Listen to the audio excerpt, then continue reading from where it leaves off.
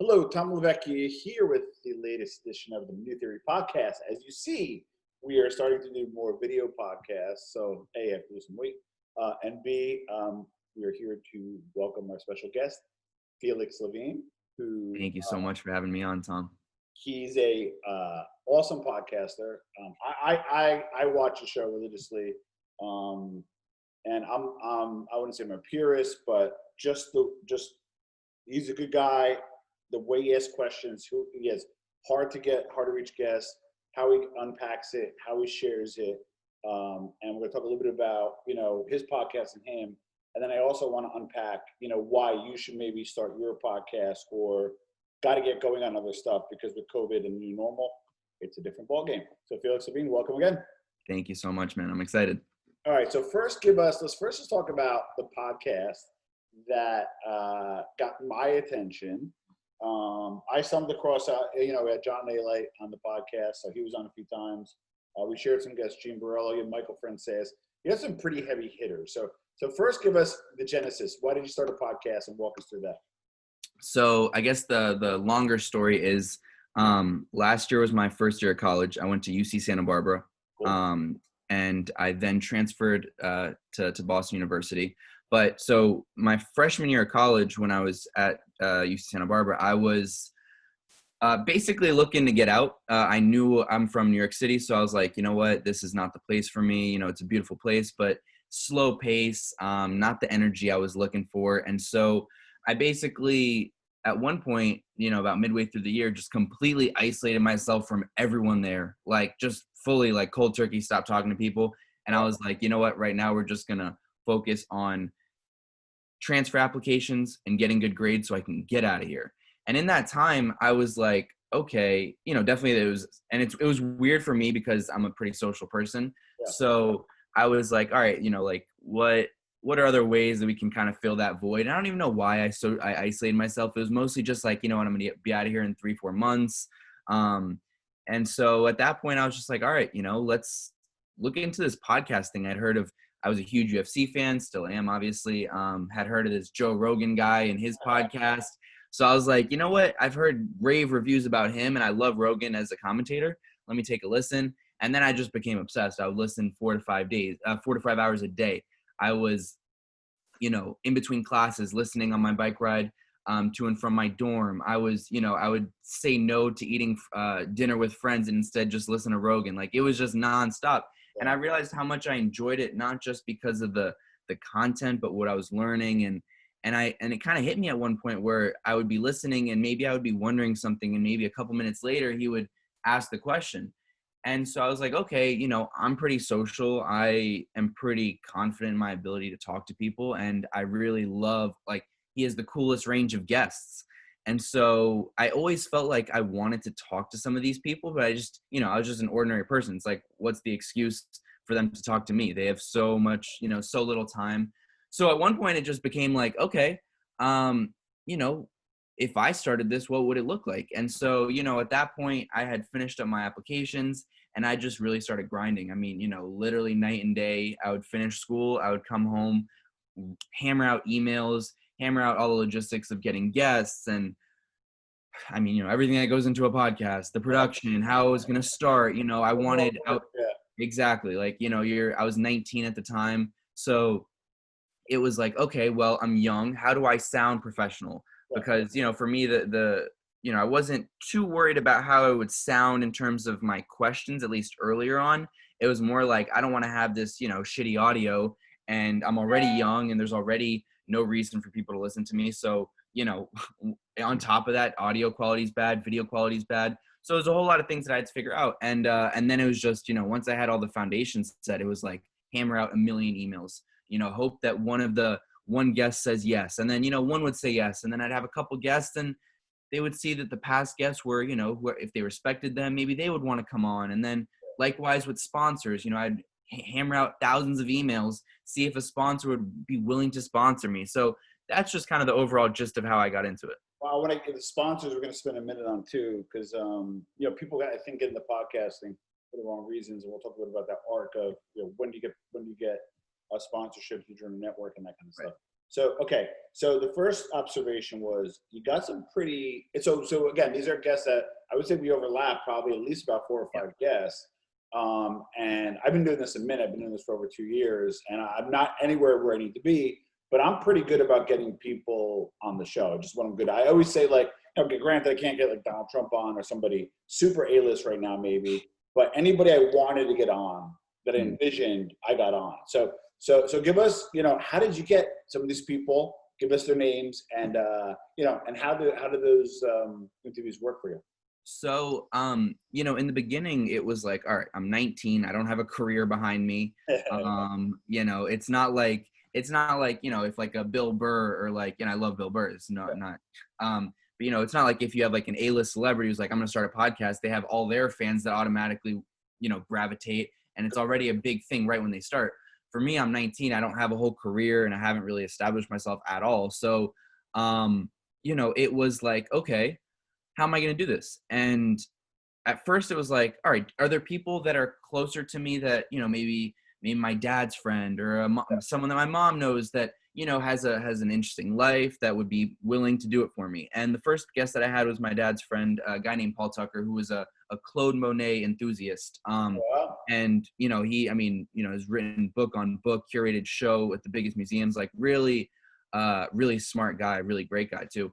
And so from that point on, it was just like, okay, here's my first guest. And then after I did all this work, I was like, fuck, I need another guest. So Hold on. I want to pause you right there. Go So for you it. get Paul Tucker on, you nail down your first podcast where you use lips and whatever, you distribute it across the 20 channels. What were the results? Yeah. Did you get 6 listens? Yeah. Yeah, I think it was probably like all my family and a few friends that were bored one day. And, that's basically what it was. You look and you see, 10, 15 downloads, your hype, but I think there was a point where it was just like, holy, fuck, like, how am I gonna, I want to do this on a weekly or bi-weekly basis. Like, how am I going to do this? And so, at that point, it was like, all right, we got to start hammering out emails. We got to space it out, right? I think, that's something we can talk about later too, is, for me, I like to record in advance because I don't like to be stressed about having to release, or to record so that I can release within a couple of days. And so, for me, that first episode that I recorded was, I also wanted to find someone who's local. I was in Santa Barbara. Paul was in Santa Barbara. I had to find a studio. My audio engineer, the guy who ran the studio, has since been my audio engineer since day one. He also, shout out to him. He's he co-produced, I think, Katy Perry's album. So he was one of the top guys. So it was really cool to start working with people like that. And so, yeah, at one point I had, my first couple of guests. Then my second or third guest was, one of my friends' dads, who's actually he's a best-selling author, Daniel Coyle. And so it basically was like that. And then it was just writing out emails, having like a general kind of template email and then curating it to whoever my guest was, and seeing if people were interested, seeing if there was, if they would ask a little bit more about my show, and, just trying to convince them to do it, really. And then one of my earlier on guests was this guy named Eric Anders, UFC fighter. And he was like, hey, I'm down, which was crazy for me at the time. I was 3 episodes in. A UFC fighter who I watch on ESPN said, yeah. And he was coming to the West Coast. So I went down to Anaheim, took a train, had to find a studio there. The experience of being with him and his wife in the car, who are great people. We took a cab together. We talked a little before, it was that will always stick with me forever. So it really got to a point where, I was getting the guests slowly once I had the best-selling author and the UFC fighter, and, then I could start to promote myself as more of a brand, I guess. And then, some of the big hitters, as you mentioned, then it gets into the John A. Lights and the Michael Franzese. And, then if for people like UFC, the John Anik and the Mark Normans, if you like comedy. And, it's every different guest I have a story for, really. It might have started out with me reaching out to their agent or DMing them on Instagram or whatever it may have been. And then, you hope that they see it at the right time, that they're available. And for me, the real thing that I learned is whenever an opportunity presents itself, you say yes. Like, whenever if they say Tuesday, June 25th at 6 p.m., Tuesday, June 25th at 6 p.m., I'm there. I'll move my whole schedule around it because you don't know when these opportunities come back again. And people that are high profile, they have busy lives. They move on quick. My show is not, it is what it is, but they could do another show and forget about mine. I've seen it happen. So whenever an opportunity came, I always took it. And again, it's really been a domino effect, or snowball effect, excuse me, of, you get this guest, then you reach out to another guest, and they see that you've gotten that guest. So now they're more willing. Same with a sponsor. I could charge something, a year ago that was, what it is now, perhaps much less, but because they've seen that I've had 3 or 4 different sponsors, and the way that I advertise, they're more interested. Because I've had X amount of views here, then other guests want to do this. So it's just like a whole little, it all kind of piles together. And now that I'm also working on the Johnny and Gene show with A-Light and Brello, as a co-host there and managing it, that's also different exposure. So it's kind of it's been a weird year. I'll be honest with you. It's been a crazy year. But I love it. So, okay. So I want to unpack a few things. So in terms of audience development, which is, I think, as hard, if not harder, than producing the content, typically it's the other way around. And was it, okay, I want to give you 3 options. It could be any, or a hybrid of 3. One is all organic. You just release a shit ton of content, watch it grow. B, hybrid of, hey, released it and did true, real paid posts, put out a ton of money and worked, probably at a loss. Or C, A and B, but a little fake it before you make it. And listen, we're all human, right? Juice the numbers up a little bit to make you look bigger than you are. What was your audience development strategy and how to pan out? I think honestly it was probably a mixture of all 3. Okay. I think it was I think a couple things. I think growing an audience organically is incredibly difficult. Correct. And it's let me rephrase that. It's incredibly difficult for the ordinary person. Yeah. I think without a platform, correct. Without a platform. I think for someone like myself, it was because I had these high profile guests, and if they were willing to even just a retweet on Twitter, I mean, I can't even tell you how much that changed. I mean, for Mark Normand is, you may or may not be familiar with him. He's a great comedian, did Rogan a couple times, and great guy too. And he literally just retweeted my post when I released it. And I had never gotten, I don't know, more than a couple hundred views or downloads at that point. And it went to like 11,000 in a couple days. Oh, wow. So just that alone was huge. So now I've gotten to a point where I've learned to really ask people to share, because if they're going to take the time and come on my show, well, then, and I would say, I can say confidently they had a good experience, and it's something, and at some point they said something that they'd love for their fans to hear, then I'd hope that they'd be willing to reshare it, because not only is that great for my show, it's great for them to promote themselves, whatever. So that was the first thing. In terms of fake it till you make it, I'm a big believer in kind of fake it till you make it to a certain extent, right? I mean, I think when you're trying to either convince a guest or a sponsor of endorsing you or coming on your show, well, pick your best numbers. I mean, don't lie about your numbers, but if you did 40,000 on a video and maybe some of your other videos only get 100 views, talk about your 40,000. That's just that's marketing 101, they can, it's public information to go on YouTube and see how many views you have. Downloads is a little bit different, obviously, but they can kind of gauge where you're at. They can see the kind of guests you have. They can see the production you have. So, I think there's different levels to it. And then I think, in terms of growing your audience, I mean, I think for me, I'm someone who's never satisfied in that regard, right? I mean, I think I'm happy with where I'm at. I don't feel like I'm at 1% of what it can be. Yeah. So, for me, it's every day. How do I market? How do I, get more guests? And how do I continue to grow the brand, grow the audience, grow the production? And I think, people that I model myself after in terms of marketing in this new world is someone like Andrew Schultz, who is, in my opinion, the greatest marketer right now. I mean, just the little clips he posts on Instagram, how clean his Instagram looks, the different captions, the different, IGTV covers. There's so many different things that play into it. And so for me, every single dollar that I made from sponsorships, which is not an incredible amount, but every single dollar that I had to my name or in terms of sponsorships was going to go and reinvested back into my show. It was to making the small Instagram promotional clips that I don't have the capacity or the capabilities of doing. It was to making sure the audio was 100%, the best it could be with the best engineers, to making sure my videos are clean, to making sure my YouTube looks good. I have someone who's working on it and making the thumbnails. Every single dollar, like I'm 20 years old. There's no reason I need to take the $50 or the $100 that I'll make on an episode to go and spend on shoes, reinvest it. And, eventually it'll pay off. And already, there are things that I can't really go into right now, but in the next 3 or 4 months, there are a lot of really big things that are going to happen or supposed to happen with my show. And it's making me feel like all those financial investments I'm making in myself are really going to pay off.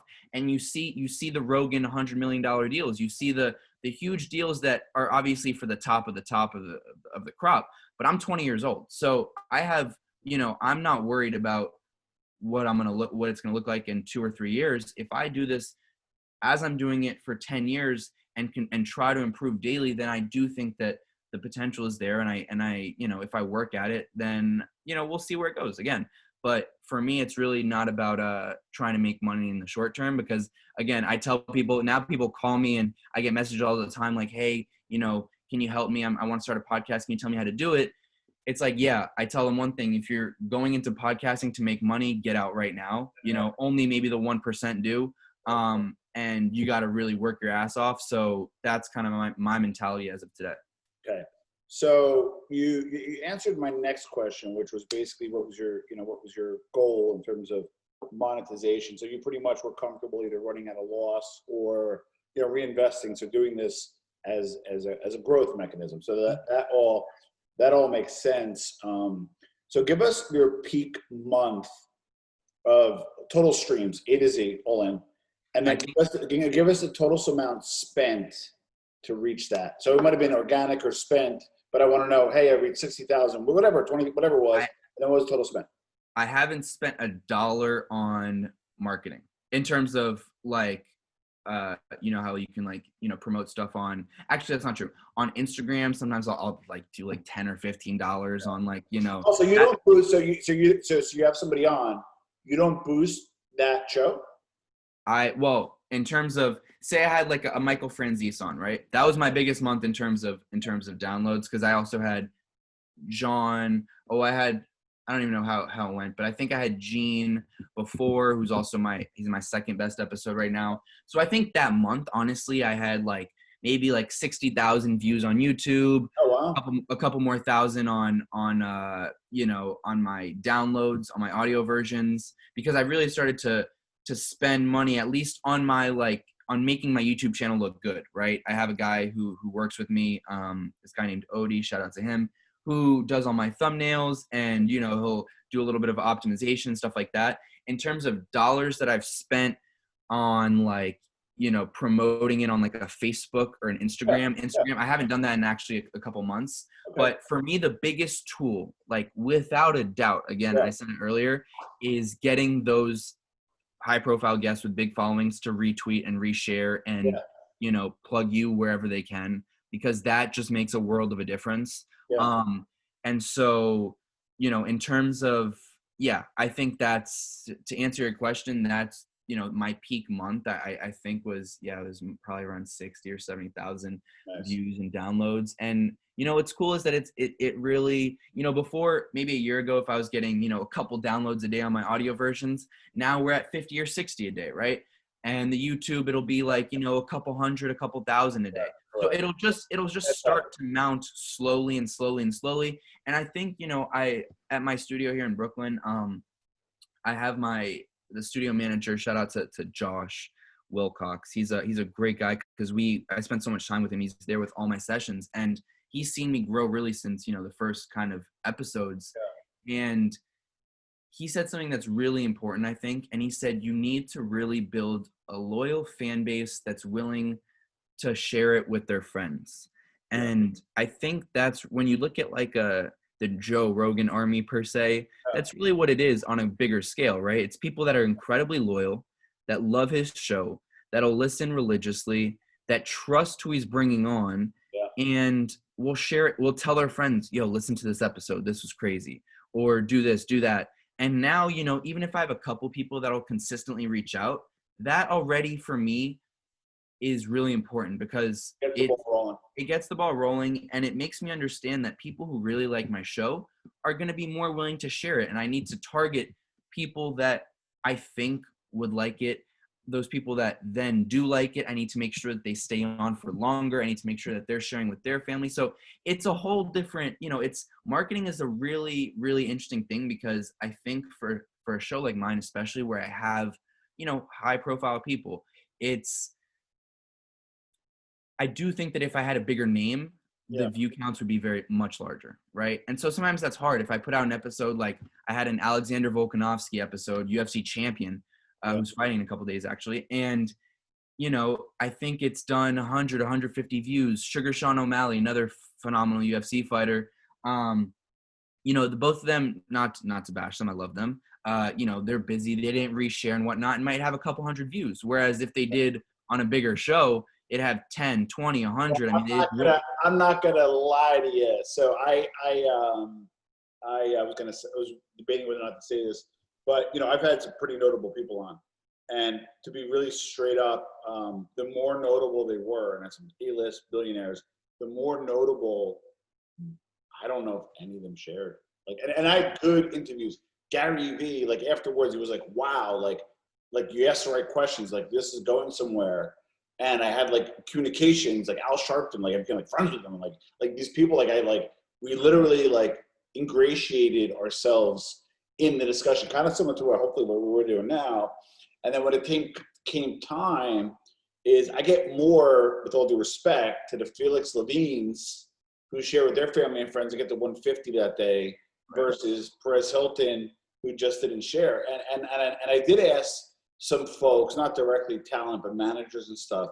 And the reason why they do these podcasts is they'll reach somebody that they normally wouldn't reach, and it may be one and maybe 1,000, but it's worth it for them, even if they're say, kind of A- list, right? However, a lot of them don't share because either they want to get paid or they want something for it, or they're maybe not, think it's not that big of a deal. So I know the strategy, get them to say some shocking or get like that one liner and then promote it to press and get it to move and stuff. So I that's near and dear to my heart. So what happens for us is we got to boost it paid, or we have to, optimize, spend more time optimizing it, more time sharing it. So there's a cost either way, but we do it because we love it. It's not a revenue center. So now I want to kind of cross the arc to monetization. So give us, some of your first sponsors. How did you get them other than hustling? And how did that factor into everything? Yeah, so a couple episodes in, I literally 2 episodes in, I reached out to this company. I was emailing a bunch of companies. I mean, I literally, had more of like a template email that was like, had all my information about myself. And then I would try to tailor it a little bit towards the different companies. I would look up, meat and shipping company, juice company, whatever the industry, and then just go down the list and start emailing. And then it was really like, again, if 1% says yes, successful. So, a couple episodes in, my first sponsor is this company, US Wellness Meats, that is still my sponsor today. And I'm grateful for them. And in the beginning, they gave me, X amount of dollars. It was nothing, substantial, obviously, because I'm new. But for me, it was like the coolest thing in the world, because I was like, holy shit, someone's actually giving me money to do this. This is really cool. And so from that point on, it was kind of literally that same process.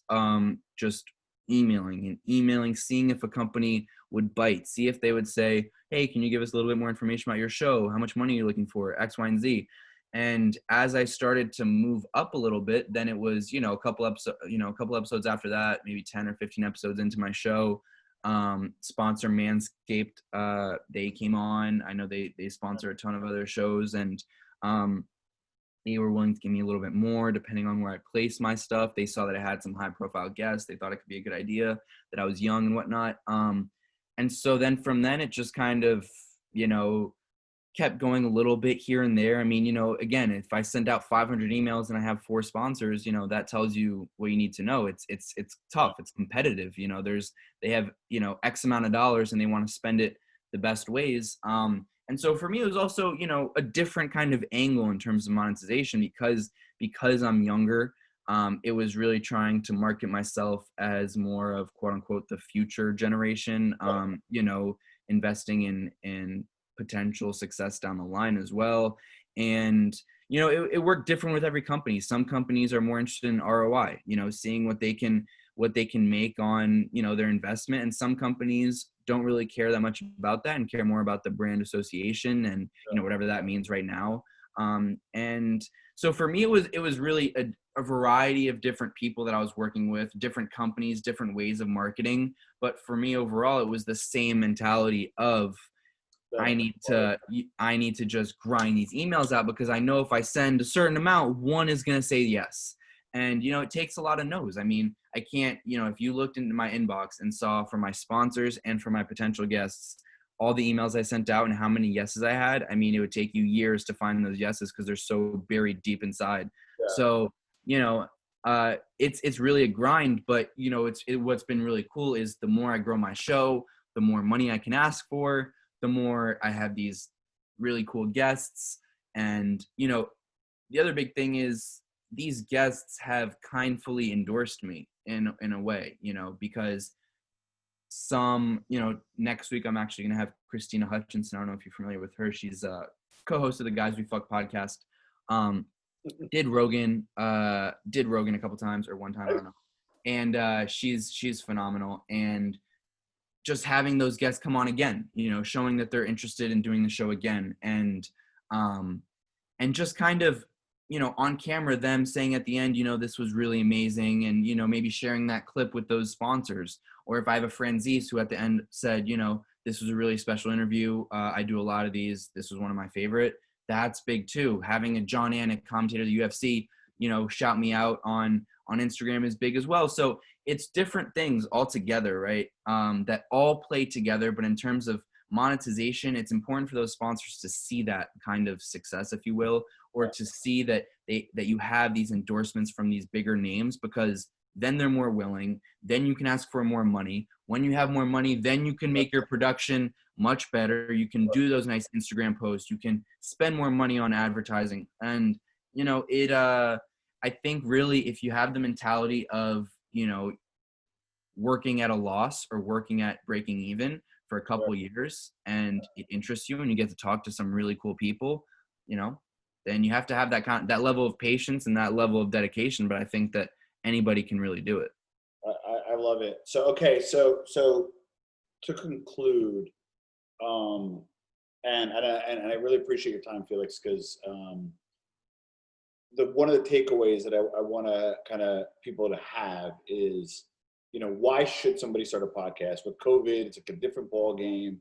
And you don't have much money to spend on advertising. You might know a little bit more about something than somebody else. People are kind of indoors or they're traveling, but like they're not out, So I think the podcasting space got pushed forward by like 7 years, so you're seeing big deals with like Stitcher got put out 300 million. So anyway, so I think we already qualified why podcasting is hot, but why should somebody small and local use a podcast to promote their brand or business? I think that's a tough question, because I think there are a couple issues with a little bit of what's going on. I think a lot of people, if I'm being honest, now just want to start a podcast because other people are starting a podcast, right? True. And I think, when you're doing something because others are, and you're doing something not out of true interest, then it becomes a little problematic, especially in a world where I think it's only like, I think 80% of podcasts have zero monetization. It's really hard. I thought the number would be higher than 80, but wow. I don't know. That's what I read somewhere. Yeah. It's just highly competitive. It's a lot of work. I mean, it's a lot of work, production, all the stuff that goes behind it. So if you want to start a podcast, well, I think you really need to ask yourself a lot of questions before you do. Yeah. Am I patient enough? Yeah. Am I dedicated enough? Do I have enough interest? Do I think I'm going to have the interest that I'm currently having for a long time? Am I willing to spend a lot of time? Am I willing to invest money, Yeah. effort for something that the probability of it blowing up is very small, right? So, and the other thing that I think as well is when what I like about Rogan or other shows is how broad they are. Yeah. And I think what becomes really hard is like, I had this one kid who I went to school with who was telling me how he's starting this podcast for neurosurgeons, right? And I think that's really cool. Like, you know, and he Yeah. loves that, and all, you know, all glory to him, like go for it. The only warning I gave to him was like, okay, you're into the science world. Well, maybe make it slightly broader, because if you're not into if you're not a neurosurgeon, how are you going to grow your show? You know what I mean? So what I think is really important is for people to understand that by having more of a variety of guests, even if you want to go into a specialized field, you're still opening up the potential for your audience. And I think it's really hard to have a podcast that's narrowly tailored to one specific field and expect it to blow up as the number one podcast in that field. I say that, and I also, you know, don't want to dissuade people who have an interest in starting a podcast. I think it's been really one of the joys of my life when I like really honestly, because I've gotten to know a lot of people. Yeah. I get to sit down with these incredibly interesting people with very different backgrounds. I mean, one day I can sit with a light former murderer to, you know, a comedian who's performing at clubs in New York City. It's a very different vibe. And I love it, you know, and I think that there's so much good conversation that comes from podcasting. And I think that it's, you really got to do it if you're really interested. There are other benefits just from it's therapeutic. It, you know, for younger people like myself, it grows. You want to talk about networking. This is how you, in my opinion, one of the ways in which you can truly network. Sure. Because like even some people joke around with me and they'll be like, well, you're kind of setting up your job interviews when you host your show, right? If I get like a big CEO or a big, you know, person that one day I might want to get a job with, well, I just sat down and talked to them for an hour and a half at 20 years old, and they noticed that I could do this well. Well, hey, in a couple of years when I need to find a job, maybe they're going to be more interested in helping me. Maybe not, right? But these kinds of things that I'm establishing young, I think for the younger generation as well, to understand that, you know, having face-to-face interaction with people is super important. Likewise, when you're 45, 50, 60, like just having those interactions brings a lot to your life. And I think that's what people don't really understand is if you're doing a podcast for the clout of having a podcast, don't do it. If you're doing it to actually have good conversations, learn a lot, and be interested in the subjects that you're discussing and the people that you're having those discussions with, do it. If you're doing it to promote a business, you know, you could. I don't know enough about it, so I don't want to say, you know, I don't know how much. I know a lot of people actually that have a business and start a podcast on the side to kind of, you know, complement it. And I don't know if that works or it doesn't. I'd be interested to see the research that comes from that, but it's definitely interesting, you know, and I think it's just a great platform to hear people talk, really, because especially in this day and age, we're not talking enough, in my opinion. You know, the social media and Twitter, and we're not hearing the sound of other people's voices. And you know, it's in an age where radio's dying down, and you know, people just want to hear you know, people sit down and talk in a relaxing manner. You know, I think that's a good reason enough to start a show if that's the route you want to go. Love it. And not to scare anybody. So like, trust me, I'm not fancy. You see the little background, that's as fancy as I get. I go live to tape, so we're not editing. I don't do intros, just whatever reason. And I know well, when I originally started versus now, 100% better. And I know I have to get a lot better. I should probably put the brand there and the brand there. And I know all this, but I'm a little bit of a purist in a sense where I'm just really trying to create some really dope content, and then have the content speak for itself. And it's kind of working, but I do have to pretty up. But for those people that are listening, you get a Zoom, you get a free version, even a sound. You know, you can hook up with the SoundCloud or you know the host or Libsyn for $30 a month. There's a whole bunch of easy things you can do. And Felix and I think are pretty accessible if you want to reach out. So listen, I'm just impressed by you, man. I'm gonna put a link to your show to YouTube. It's gonna go up in a few minutes. So I just like how, and I'm gonna probably have you on again because I like how you ask questions. I like how you unpack things. You're an inquisitive young man, and I love that about you. It sounds kind of weird, but I love that about you. No, I really thank you. And I learn. So I put a link. But other than the link, if people listen to audio, how can we find you, Felix? Please follow me on Instagram at felix.levine, Twitter at Felix Levine. My website is felix-levine.com. And then, again, the big thing is subscribing to the YouTube channel, and then subscribing on Apple's podcast app, Spotify, wherever, and giving rates and reviews and all that good stuff. You know how important that is. So, I think that's basically all the places that you can find me. I think that's it. So just one last question, just out of my own curiosity. I probably would ask this after you shut down anyway. I was, again, historically an audio guy, a face radio, but an audio guy. So obviously my number one platform for streaming was iTunes 10X, right? But now that I'm doing more YouTube, my YouTube numbers are competing with my iTunes. You saw the value of YouTube, I think, earlier than I did. I know it's obvious, but you saw the value in it. So my question is, give me, what's your top platform for streaming right now, and what's your number two? For sure, in the past 3-4 months, all my energy and focus has been going to the YouTube. Smart. Because for a couple reasons. Yeah. YouTube is algorithm based. Yeah. More than any other platform, really. Correct. You have a big name guy on your show, and it's good, and people start interacting with it, it gets pushed and pushed and pushed. You know, like Michael Franzese, I think, retweeted my show, which was very kind of him, but I don't think he did, because he retweeted it, some people started watching, and because some people started watching, then it got pushed more quicker to the front of, if you watched a Michael Franzese video, then mine came up as a suggested one. And so I think that one is at 41,000 right now, which is my number one video. It's a nice number. So the important thing with that, in my opinion, is, and this we can go into it, is I truly think the future of podcasting is visual. That's just my belief. I think, as I always try to, whenever I do these things, I try to think about it in terms of what I like as a viewer. As a consumer of the content. And I always, if I can, would rather see these two people interact instead of listen. Listening is nice when you're like cooking or driving or you can't look.